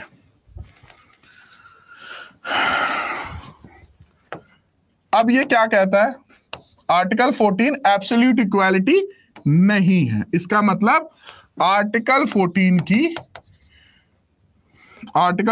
की कुछ एक्सेप्शंस हैं। अब ये एक्सेप्शंस क्यों हैं? अब आप कहोगे सर इक्वालिटी तो होनी चाहिए, फिर एक्सेप्शंस क्यों हैं? एक्सेप्शंस इस वजह से हैं क्योंकि आर्टिकल 14 कहता है इक्वालिटी अमंग इक्वल्स। बहुत अच्छी लाइन है ये, इक्वालिटी होगी लेकिन वो इक्वल्स के अमंग होगी। जैसे कि एग्जांपल ले लो, देखो सीधी सी बात है, हम कितना भी फेमिनिज्म कह ले, man and women are not same. ठीक है, डन। अब इसको थोड़ा मैच्योर होके सुनना, ठीक है, man and women are not same. ठीक है, क्यों सेम नहीं है? क्योंकि हमें ऊपर वाले ने सेम बनाया ही नहीं है, तो इसीलिए हम सेम नहीं है। और जब कोई इक्वल नहीं है, जब कोई इक्वल नहीं है तो फिर आपको, अगर हम सेम है ही नहीं तो हम इक्वालिटी कैसे डिमांड कर सकते हैं? फॉर एग्जाम्पल अब अगर मैं बस में जाता हूं और बस में देखता हूं कि वहां पर वुमेन सीट रिजर्व है, ठीक है, तो क्या मैं ये कह सकता हूं ये मेरे आर्टिकल 14 का वायलेशन हो गया? Answer is no. क्यों? क्योंकि women and man are not same. इसी तरीके से आप देखते हो फिजिकल हैंडीकैप के लिए अगर कोई सीट रिजर्व है तो क्या मैं कह सकता हूं हम सेम है? Answer is no, we are not same. Old age person और मैं क्या सेम है? Answer is no. क्या चिल्ड्रन और मैं सेम है? Answer is no. Which means कि हम डिफरेंट है। तो हम दो, अगर हम डिफरेंट है, अगर हम सेम है ही नहीं तो हम में इक्वालिटी नहीं हो सकती। अब सुनो दूसरे एग्जाम्पल, अब कुछ और आपको लीगल एग्जाम्पल्स देता हूं। आप एग्जाम के लिए प्रिपेयर कर रहे हो, ठीक है, अब जैसे एग्जाम्पल ले लेते हैं राजस्थान जुडिशरी का, क्योंकि उसी की नोटिफिकेशन निकली हुई है, ठीक है। आप राजस्थान जुडिशरी का एग्जाम देकर आए, पीटी का, उसका रिजल्ट आया। अब कुछ बच्चों के लिए कट ऑफ 70 है, कुछ के लिए 65 है, कुछ के लिए 55 है। तो जिसके लिए 70 है वो कहेगा भाई कट ऑफ तो 55 भी है, उन बच्चों का भी सिलेक्शन हो रहा है 55 पे, मेरा 65 पे सिलेक्शन नहीं हुआ, तो ये तो इनइक्वालिटी होगी, ये तो मेरे आर्टिकल 14 का वायलेशन हो गया। तो आंसर आएगा नहीं हुआ। क्यों नहीं हुआ? क्योंकि इक्वालिटी इक्वल्स के अमंग होती है, जिसका मतलब ये है कि जनरल कैटेगरी से अगर आप बिलोंग करते हैं, ठीक है, मान लीजिए मैं और आप दोनों जनरल कैटेगरी से बिलोंग करते हैं, तो हम दोनों के लिए कट ऑफ सेम होगी क्योंकि हम दोनों इक्वल हैं, ठीक है। अगर हम दोनों किसी भी रिजर्व कैटेगरी से बिलोंग करते हैं तो हम दोनों के लिए कट ऑफ सेम होगी, विच मीन्स कि इक्वालिटी अमंग इक्वल्स। अगर आप इक्वल्स होंगे तो आप इक्वालिटी देखेंगे, अगर आप इक्वल है ही नहीं तो आप इक्वालिटी नहीं देख सकते, ठीक है। अब इसी पॉइंट को और आगे बढ़ाते हैं।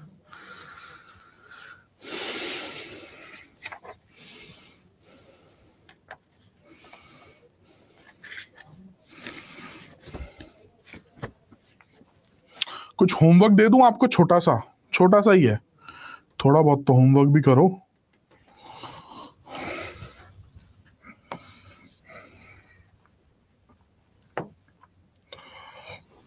एक लिस्ट दे रहा हूं आपको, एक लिस्ट ऑफ आर्टिकल्स दे रहा हूं, ये अभी मत देखना, क्लास के बाद आराम से देखना, और बहुत सेल्फ एक्सप्लेनेटरी है तो खुद कर लोगे, ठीक है। तो लिस्ट में क्या चीजें दे रहा हूं वो समझ लो अच्छे से, बाद में आराम से क्लास के बाद देखना, कल संडे भी है, आराम से देख लोगे, ठीक है।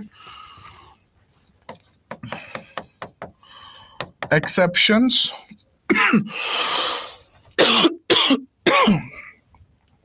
Exceptions to equality before law. Article numbers हैं ये 361 क्लॉज 1, 361 क्लॉज 2, ये सारे आर्टिकल्स हैं आपके कॉन्स्टिट्यूशन के, ठीक है। 361 क्लॉज 3, 31C, 361A, 105, 194। अब आप यहां देखोगे कि ये तो इक्वालिटी बिफोर लॉ नहीं है। अब वो इक्वालिटी बिफोर लॉ क्यों नहीं है? इन सभी आर्टिकल में आपको एक कॉमन फैक्टर मिलेगा, और वो कॉमन फैक्टर ये मिलेगा कि जिस पोजीशन पे वो पर्सन है और जिस पोजीशन पे मैं हूं, वी आर नॉट इक्वल्स। और क्योंकि हम इक्वल्स नहीं है, इसीलिए यहां पर इनको एक्सेप्शंस दी गई है इक्वालिटी बिफोर लॉ में। अब ये सारी स्लाइड पढ़ के एक क्वेश्चन आपके दिमाग में आना चाहिए, और वो ये क्वेश्चन होना चाहिए, सर एक बात बताइए, आपने एग्जाम्पल भी दिया, आपने ये भी कहा, लेकिन एक बात बताइए, हमें कैसे पता लगेगा कि यहां पे जनरल रूल लगेगा और ये केस एक्सेप्शन में आएगा? ये बहुत इंपॉर्टेंट सवाल है, सुनिएगा दोबारा से।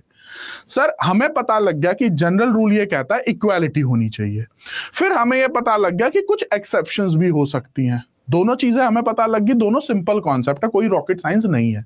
लेकिन हमें यह बताइए, हमें कैसे पता लगेगा कि ये केस जनरल रूल में फॉल करेगा और ये एक्सेप्शन में फॉल करेगा?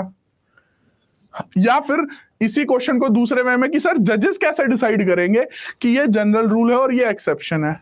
तो इस पे भी एक लैंडमार्क जजमेंट है।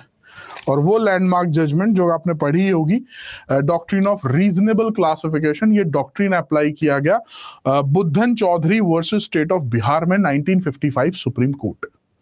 ठीक है, इसमें बेसिकली इन्होंने एक टेस्ट दिया कि कौन सा टेस्ट आपको अप्लाई करना है। देखिएगा, Buddhan Chaudhary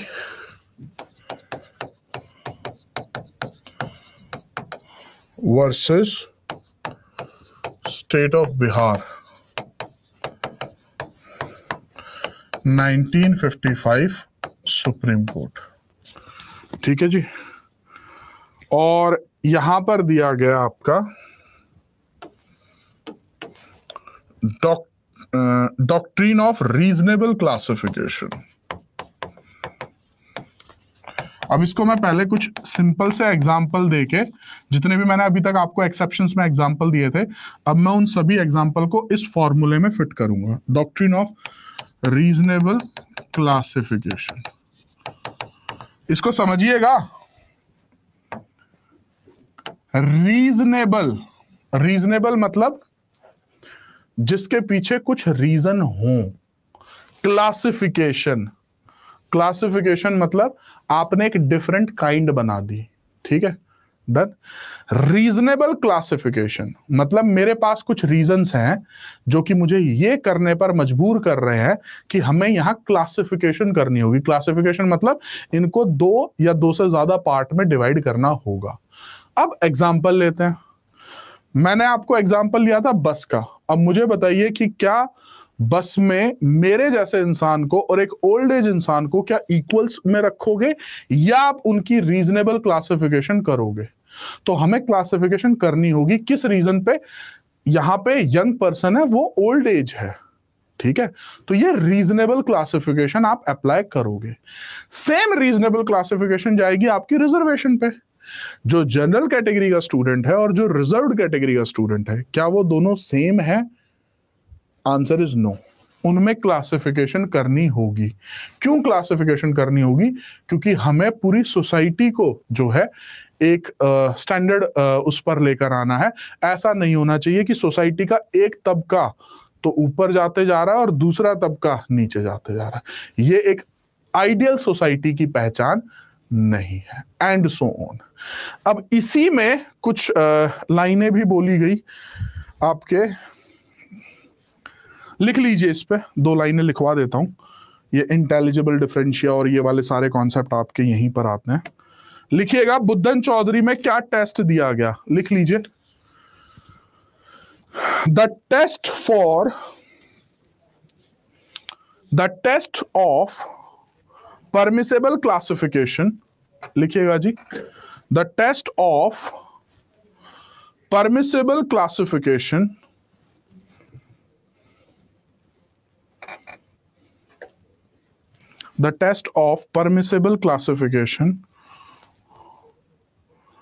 must fulfill 2 conditions. अगर आपने ये 2 कंडीशन फुलफिल कर दी तो आपके ऊपर हम ये डॉक्ट्रिन ऑफ रीजनेबल क्लासिफिकेशन लगा देंगे। तो वो 2 कंडीशंस क्या क्या है? पहली कंडीशन लिखिएगा, first condition, classification must be founded on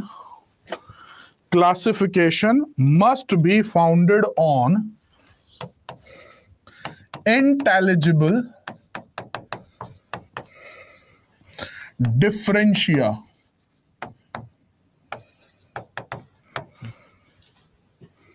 Classification must be founded on intelligible differentia.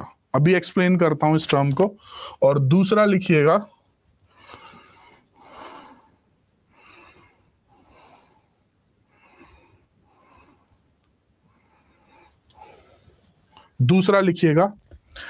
differentia selection must have rational relation.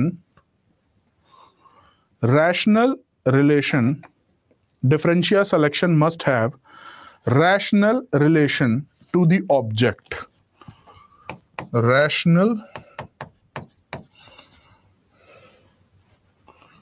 relation to the object.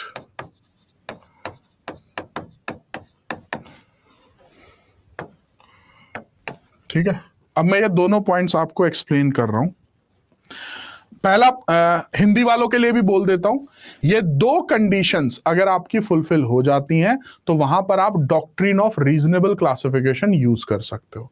अब पहला क्या है, इंटेलिजिबल डिफरेंशिया, मतलब जो आप डिफरेंस क्रिएट कर रहे हो वो इंटेलिजिबल डिफरेंशिया होना चाहिए। इस सेंस में इंटेलिजिबल डिफरेंशिया होना चाहिए जो कि दो पर्सन के बीच में डिफरेंस जो क्रिएट कर रहा है, ठीक है, दो पर्सन्स के बीच में डिफरेंस क्रिएट कर दे। जैसे कि आपका एक कंप्लीटली फाइन एक फिजिकल फिट पर्सन और दूसरी तरफ हैंडीकैप पर्सन, तो क्या ये एक इंटेलिजिबल डिफरेंशिया है? क्या आप इन दोनों को अलग अलग कैटेगरी में रख सकते हो? Answer is yes. दूसरा, आपके पास रीजंस होने चाहिए कि आप क्या ऑब्जेक्ट अचीव करना चाहते हो। जैसे कि एक फिट पर्सन आराम से बस में खड़े होकर भी सफर कर सकता है, लेकिन एक फिजिकली हैंडीकैप या हम कहते हैं स्पेशली एबल्ड पर्सन, उस तरीके से वो सफर नहीं कर पाएगा। तो क्या एक रीजनिंग है, कोई ऑब्जेक्ट है आपका? दूसरा जो मैंने एग्जांपल लिया रिजर्वेशन का, कि एक जो तबका है जो उस तरीके से ग्रो नहीं कर पाया जिस तरीके से बाकी कम्युनिटीज ने कर ली, तो उनको भी उसी साथ में लेकर आने के लिए क्या हमारे पास रीजनिंग है उनको अलग अलग रखने की?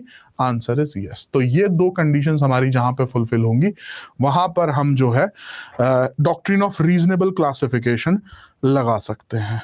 ठीक है, अब मैं आपको एक लीगल एग्जांपल और देता हूं।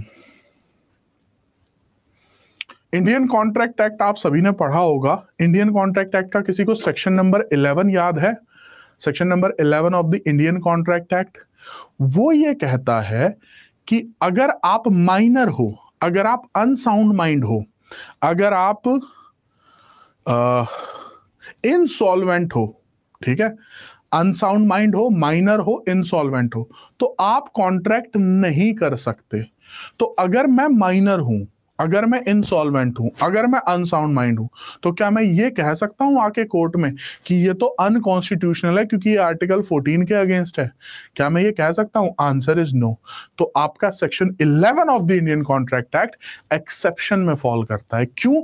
क्योंकि वहां पर इंटेलिजिबल डिफरेंशिया है। क्या इंटेलिजिबल डिफरेंशिया है? क्या एक माइनर को और एक मेजर पर्सन को मैं एक कैटेगरी में रख सकता हूं? आंसर आएगा सर आप नहीं रख सकते, क्योंकि माइनर जो है अपने कंडक्ट के कॉन्सिक्वेंसेस को उस तरीके से नहीं जानता है, राइट? और दूसरा सुनो, क्या उससे हमारा ऑब्जेक्ट फुलफिल हो रहा है? बिल्कुल। अब भैया बच्चे को तो कोई भी पागल बना के कॉन्ट्रैक्ट करके उसका फायदा उठा लेगा, वो तो अच्छे से नेगोशिएट ही नहीं कर पाएगा, या अनसाउंड माइंड है। ठीक है, तो इसका मतलब ये एग्जाम्पल भी आप यहां पर ले सकते हो कि वहां पर किसी भी तरीके से आपके आर्टिकल 14 का जो है वो वायलेशन नहीं हो रहा है। ठीक है, इसी डॉक्ट्रीन के साथ एक कॉन्सेप्ट और पढ़ा जाता है, डॉक्ट्रीन ऑफ रीजनेबलनेस। ठीक है, विच मींस कि आपको रीजंस देने होंगे। अगर आप किसी भी तरीके का डिफरेंशिया क्रिएट कर रहे हो तो आपको रीजंस देने पड़ेंगे। आर्बिट्रेरीनेस नहीं हो सकती। याद रखिएगा, जहां पर भी आर्बिट्रेरीनेस है ना, वहां पे आपको जस्टिस नहीं मिलेगा। आर्बिट्रेरीनेस का मतलब होता है विदाउट रीजंस। अगर आप मुझसे कोई सवाल पूछते हैं, मैं उसका जवाब देता हूं, तो हो सकता है आप काउंटर क्वेश्चन में ये पूछ लें कि सर, और जो कि पूछना भी चाहिए, आप ये पूछ लें sir what are the reasons of your answer. और मैं अगर अपने रीजंस में कोई आर्टिकल, कोई सेक्शन नंबर, कोई केस लॉ अगर स्टेट करता हूं, तो मुझे लगता है आप इजीली उस आंसर से सेटिस्फाई हो जाओगे। लेकिन अगर आप मुझसे कोई सवाल पूछो और मैं कहूं कि ये जवाब है और आप कहें कि sir what are your reasons, मैंने कहा because Sandeep Khatri says so. अब इसका क्या मतलब हुआ कि भाई क्योंकि संदीप खत्री ने कह दिया तो ठीक ही कहा होगा। अब ये क्या है? आर्बिट्रेरीनेस है। तो जहां पर आर्बिट्रेरीनेस होगी वहां पर आपका जस्टिस नहीं हो सकता है। तो इसी के साथ आपका एक और डॉक्ट्रिन पढ़ा जाता है, डॉक्ट्रिन ऑफ रीजनेबलनेस, या फिर उसको कहते हैं डॉक्ट्रिन ऑफ एंटी आर्बिट्रेरीनेस। ठीक है, और अगर वहां पर आर्बिट्रेरीनेस है तो वो आपके आर्टिकल 14 का वायलेशन करता है। ठीक है, एक लास्ट पॉइंट और बोलना चाहूंगा इसी पे। आपने प्रिंसिपल ऑफ नेचुरल जस्टिस पढ़े होंगे, याद आया? Principle of natural justice, audi alteram partem, ठीक है, 4 पॉइंट्स होते हैं उसमें। Audi alteram partem, no man can be जज in his own case, speaking order and rules against bias. ठीक है, तो अगर आपके प्रिंसिपल ऑफ नेचुरल जस्टिस का वायलेशन हो रहा है तो क्या मैं ये कह सकता हूं कि आर्टिकल 14 का भी वायलेशन हो रहा है? चलिए आप ही जवाब दीजिए। अगर प्रिंसिपल ऑफ नेचुरल जस्टिस का वायलेशन हो रहा है किसी कोर्ट में तो क्या वहां पे आर्टिकल 14 का भी वायलेशन हो रहा है या नहीं हो रहा है? या आप इसको वाइस वर्सा कह लो, आर्टिकल 14 का वायलेशन हो रहा है तो प्रिंसिपल ऑफ नेचुरल जस्टिस का भी वायलेशन हो रहा है, क्योंकि प्रिंसिपल ऑफ नेचुरल जस्टिस में है ना आपका कि किसी भी तरीके की बायसनेस नहीं हो सकती, चाहे वो प्लेंटिफ हो या डिफेंडेंट, मेरे लिए जस्टिस सर्व करना है एज अ जज, चाहे वो प्रोसिक्यूशन हो या डिफेंस, मेरे लिए मुझे जस्टिस सर्व करना है। तो अगर मैं किसी को फेवर कर रहा हूं तो ऑब्वियस सी बात है फिर वहां पे आर्टिकल 14 का तो वायलेशन हो ही रहा है। ठीक है जी, तो आंसर इज करेक्ट। जहां तो मतलब आप ये भी, जो आपके एग्जाम में क्वेश्चन आते हैं कि रूल ऑफ लॉ कहां पे है, तो आर्टिकल 14 में है। प्रिंसिपल ऑफ नेचुरल जस्टिस कहां है? आर्टिकल 14 में है। डॉक्ट्रिन ऑफ रीजनेबलनेस कहां पे है? आर्टिकल 14 में है। ठीक है, डॉक्ट्रिन ऑफ रीजनेबल क्लासिफिकेशन कहां पे है? आर्टिकल 14 में है। That's it.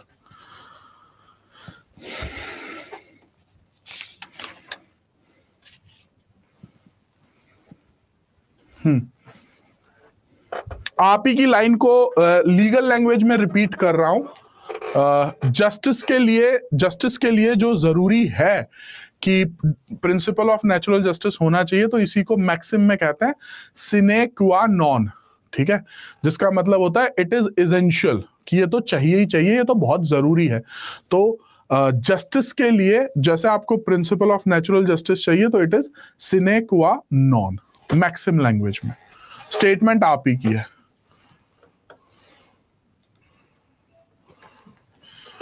जीनत, सारे फंडामेंटल राइट्स बेसिक स्ट्रक्चर में फॉल नहीं करते हैं, कुछ फंडामेंटल राइट्स करते हैं, जैसे article 21 is the basic structure. ठीक है, तो सारे फंडामेंटल राइट्स बेसिक स्ट्रक्चर में नहीं आएंगे।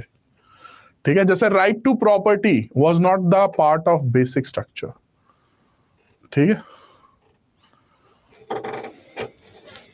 चलिए जी, now anything which is not clear to you can ask questions, बताइए।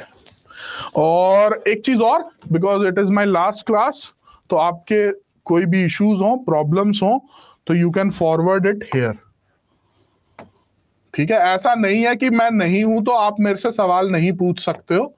ठीक है, हाँ, कोशिश करना अभिनव सर से ही सारे सवाल पूछो, कोई एक दो रह जाए तो वो मुझसे पूछ लेना। ठीक है, डन। अरे आज तो है ही नहीं, रुको रुको रुको रुको रुको रुको रुको रुको,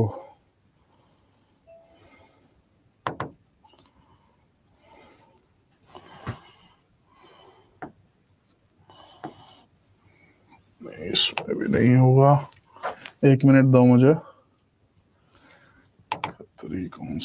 इसमें मिल जाएगा शायद।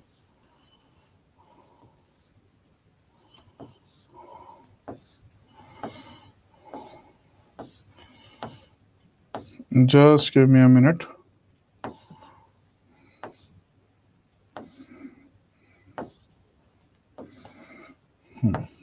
There it is. ठीक है जी, सो अगर आपके कोई सवाल हो तो वो आप यहां पर भेज सकते हो। ऐसा नहीं है कि मैं नहीं पढ़ा रहा हूं तो आप मुझसे सवाल नहीं पूछ सकते हो। ठीक है, चाहे वो कॉन्स्टिट्यूशन के हो, चाहे वो किसी और सब्जेक्ट के हो। ठीक है, और this is my personal Telegram channel, तो ये आपकी डिस्क्रिप्शन है। If you want to join तो ज्वाइन, नहीं ज्वाइन करना है तो मत करो। ठीक है, बट ये आपको बेनिफिट कर सकता है, अगर कोई सवाल है तो पूछ सकते हो। ठीक है,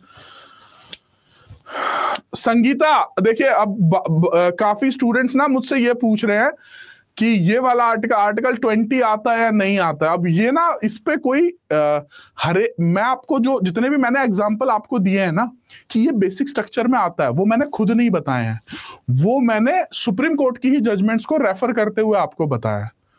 ठीक है, तो मेरे हिसाब से अब क्योंकि मैं अपने हिसाब से आंसर बताऊंगा तो मुझे ये कोट करना होगा, क्योंकि आर्टिकल 20 बेसिक स्ट्रक्चर में आता है या नहीं आता है। नाउ दिस इज ये question is subject to research कि सुप्रीम कोर्ट की इस पर कोई जजमेंट है या नहीं है।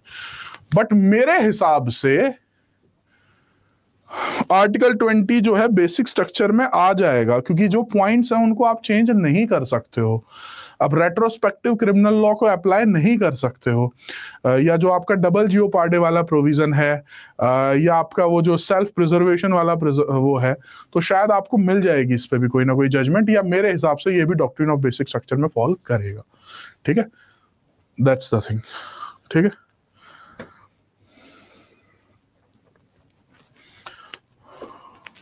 हाँ जी, क्लास के टॉपिक्स ओवर। अगर आप लीव करना चाहें तो नाउ यू कैन लीव। ठीक है, यू कैन लीव।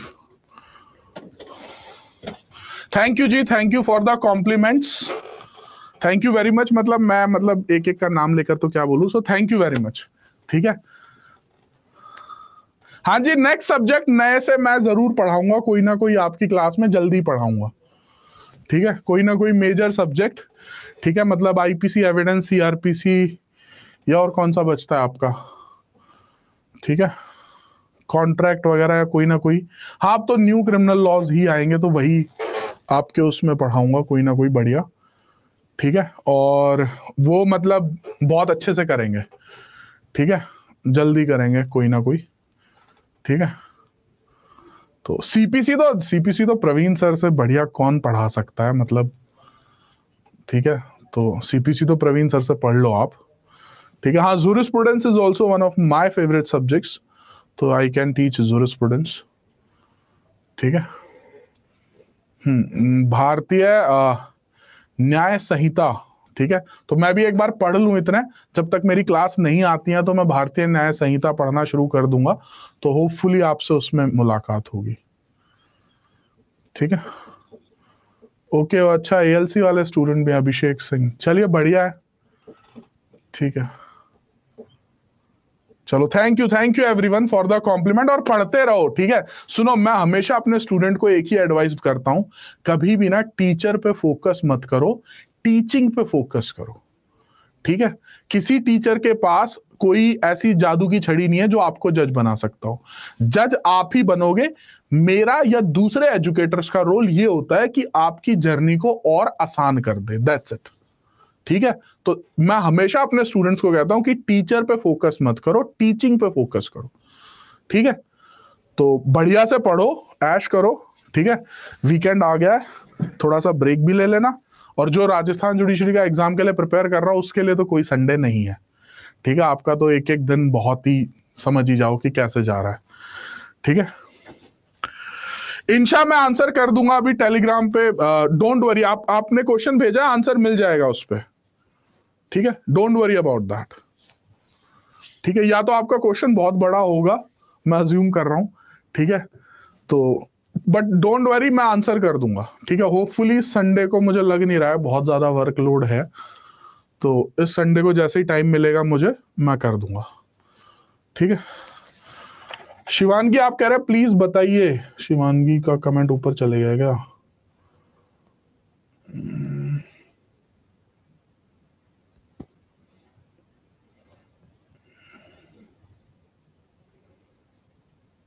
शिवानगी एक बार दोबारा से सवाल भेज दीजिए अपना। बीएनएसएस, हाँ, नागरिक सुरक्षा भी पढ़ा सकता हूं, तो एक बार मैं भी अपना पढ़ लूं ना एक बार अच्छे से, फिर ही तो पढ़ाऊंगा।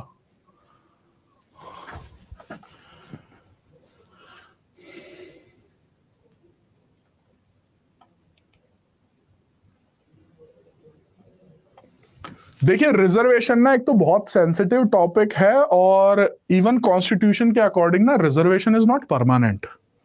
हम हर 10 साल बाद अमेंडमेंट करके ले आते हैं कि 10 साल और वो चला लेते हैं। ये हमारी पूरी मशीनरी का फेलियर है कि जो काम 20 से 30 साल में हो जाना चाहिए था, आज भी रिजर्वेशन चल रही है। ठीक है, क्योंकि उस तरीके से हम रिजर्वेशन को या तो इम्प्लीमेंट नहीं कर पाए या उस तरीके से उनको बेनिफिट नहीं कर पाए जिनके लिए एक्चुअली में रिजर्वेशन था। ठीक है, तो ये अपने आप में एक बहुत बड़ा टॉपिक है, बट मैं आपको ये जरूर बता दूं कि रिजर्वेशन इज नॉट कि हम इस तरीके से लेकर आए थे कि जन्मों जन्मांतर तक अब रिजर्वेशन रहेगी। ठीक है, रिजर्वेशन में भी मैं आपको बता दूं जिनको रिजर्वेशन का बेनिफिट मिलना चाहिए आज की तारीख में भी उन तक उस तरीके से नहीं मिल पा रहा है। ठीक है, तो वो अब एज अ सोसाइटी हमें ही सॉर्ट आउट करना होगा कि उनको कैसे बेनिफिट दिया जाए। ठीक है,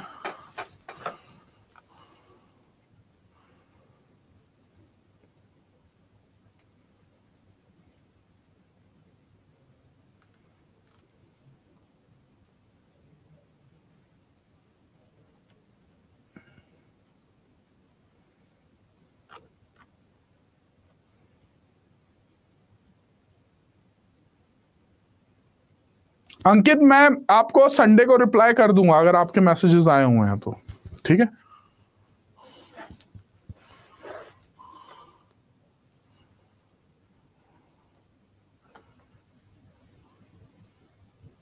हाँ जी Shivangi Gupta, answer to your question, constitution को चेंज किया जा सकता है, पार्लियामेंट अमेंडमेंट लेकर आ सकती है। ठीक है, लेकर आ सकती है, लेकिन उसमें एक स्टार कंडीशंस अप्लाई है, बेसिक स्ट्रक्चर को नहीं बदल सकते। ठीक है, डन। अंकित हिंदी में भी पढ़ाइए, मैं हिंदी में ही तो पढ़ा रहा हूं, इससे ज्यादा हिंदी मुझे, अंकित जी सच बता रहा हूं, जितनी मुझे हिंदी आती है मैं आप बोल लेता हूं, इससे ज्यादा हिंदी मुझे नहीं आती है। जो आप, मेरे को लग रहा है आप शायद टर्म्स के लिए कह रहे होगे कि हिंदी की टर्मिनोलॉजीज भी यूज की जाए, बट उसके लिए ना मतलब माफी चाहूंगा। ठीक है, तो वो मतलब है ही नहीं, मतलब स्पेशलाइजेशन उसमें।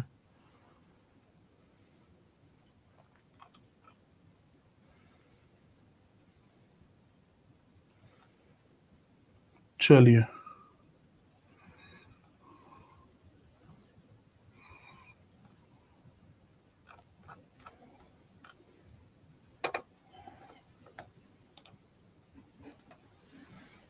रुचिका, फंडामेंटल राइट्स के कैरेक्टरिस्टिक, जो मैंने नया कैरेक्टरिस्टिक बताया वो बताया कि fundamental rights are not absolute, they do have some exceptions.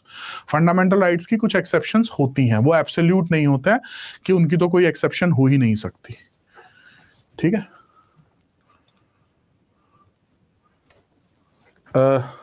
Sentani, आपका क्वेश्चन है please repeat once doctrine of reasonable classification. मैंने बहुत डिटेल में वैसे तो बताया, तो आप एक बार रिकॉर्डिंग जरूर देख लीजिएगा।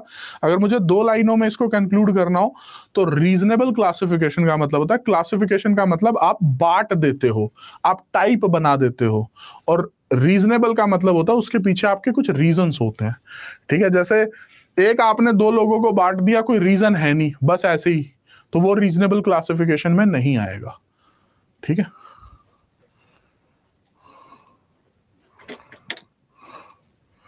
गोल्डन ट्रिनिटी ऑफ लॉ में आपके 3 आर्टिकल आते हैं, आर्टिकल 14, आर्टिकल 19 और आर्टिकल 21।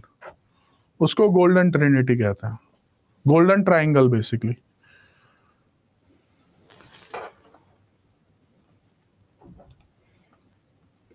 संगीता, आप इसके साथ 1975 के बाद जो वो जजमेंट आई थी उसी टाइम पर आपकी इमरजेंसी भी लगाई गई थी, क्योंकि लग रहा था कि मतलब चीजें नहीं संभलने में आ रही हैं। वही बात है ना, अगर एक झूठ बोला तो 100 झूठ बोलने पड़ेंगे।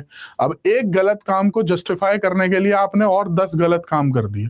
So that was the situation. उसी सेंस में वहां पे जब वो 1975 में जजमेंट आई कि भाई आप तो धोखाधड़ी भी कर रहे हो इलेक्शंस में, तो आपने इमरजेंसी लगा दी कि भाई अब तो हमारी ही सुनी जाएगी जो भी हम करेंगे। ठीक है, जीनत, बेसिक स्ट्रक्चर में क्या क्या इंक्लूड होगा, इसके लिए आपको सुप्रीम कोर्ट की जजमेंट्स रेफर करनी होंगी। कुछ एग्जांपल्स आप लिख सकते हो, जैसे कि आर्टिकल 14 का कॉन्सेप्ट जो है वो आपका डॉक्ट्रिन ऑफ बेसिक स्ट्रक्चर में आता है, जुडिशियल रिव्यू वो बेसिक स्ट्रक्चर में आता है, सेक्युलर कैरेक्टरिस्टिक ये बेसिक स्ट्रक्चर में आते हैं। ठीक है, तो आपको एग्जाम्पल दिए जा सकते हैं बेसिक स्ट्रक्चर के कुछ, जो कि सुप्रीम कोर्ट जजमेंट्स में बोला गया है। ठीक है, हम अपने आप डिसाइड नहीं कर सकते हैं, हम ये सोच सकते हैं, ओपिनियन दे सकते हैं, जैसे मैंने अभी आर्टिकल 20 पे ओपिनियन दिया है कि हाँ मेरे को लगता है वो आ सकता है, ठीक है, लेकिन हाँ हो सकता है, क्या पता सुप्रीम कोर्ट की कोई जजमेंट हो आर्टिकल 20 पे जिसमें उन्होंने कहा हो कि ये भी बेसिक स्ट्रक्चर है, ठीक है, तो बेसिक स्ट्रक्चर की कोई लिस्ट नहीं है, सिर्फ कुछ एग्जाम्पल्स हैं, ठीक है।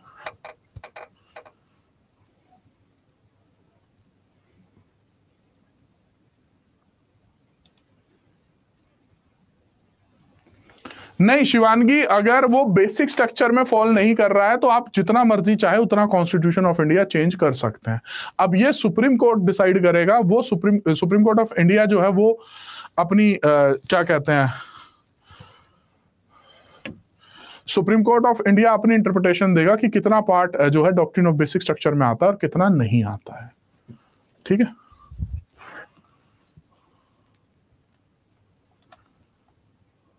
हाँ जी नम्रताश, आप आरजेएस के लिए मेरे लेक्चर्स में से पढ़ सकते हैं, ठीक है, डन। आप में से, अच्छा एक और एडवाइस दे देता हूं, आप में से अगर आपको लग रहा है कि आईपीसी आपको मुझसे पढ़ना है तो उसके रिकॉर्डेड लेक्चर्स हैं आपके पास ऑलरेडी, ठीक है, जो जुडिशरी महापैक है वो उसका आपको फ्री सब्सक्रिप्शन मिला होगा, तो उसमें से आप देख सकते हो आईपीसी के lectures, they are more than sufficient, ठीक है, तो वहां से देख सकते हो अगर आप में से कोई मुझसे आईपीसी नहीं पढ़ा और पढ़ना चाहता है तो।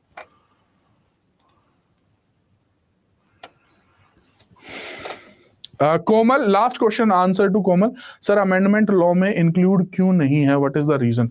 अमेंडमेंट लॉ में इंक्लूड जो है वो इसलिए नहीं है, इसका मतलब ये है कि जो पार्लियामेंट है वो कोई भी कॉन्स्टिट्यूशनल अमेंडमेंट लेकर आ सकती है जो कि फंडामेंटल राइट्स के अगेंस्ट हो, ठीक है, लेकिन अब इस पे आप जो है, इस क्वेश्चन पे आप जो है केशव नंद भारती में जो मैंने आपसे डिस्कस किया है वो चीजें लिखी जाएंगी, जिसका मतलब ये है कि अमेंडमेंट हो सकती है लेकिन फंडामेंटल राइट्स के अगेंस्ट या बेसिक स्ट्रक्चर्स के अगेंस्ट नहीं हो सकती है, ठीक है। चलिए जी, that's it from my end, मिलते हैं नेक्स्ट क्लास में जल्दी ही कभी ना कभी, ठीक है, तब तक टेक केयर और पढ़ते रहो, गुड बाय।